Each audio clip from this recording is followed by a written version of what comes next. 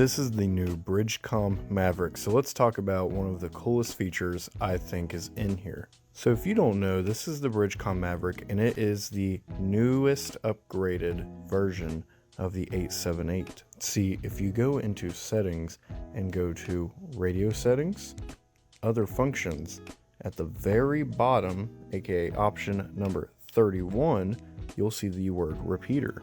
Go ahead and click repeater and you'll see a couple of things for the paths, the CC limits, and whether or not you want the repeater on. So you may be asking yourself, what is this? Well, this here can act as a crossband repeater. That means if I'm over here listening in on UHF, well, it can then simultaneously transmit on VHF and vice versa. So if you're super interested in amateur radio, it's great for that. But if you are a survivalist prepper, this is basically an all-in-one repeater just within a handheld. This is something that we had access to with the 578, but with BridgeCom's new Maverick, it actually has all of that in this handheld radio. And of course, it can do digital or analog repeating, which means you can use this to either further your digital range or your analog range, depending on what it is you want to do. If you're looking for clear communications with no static, use digital.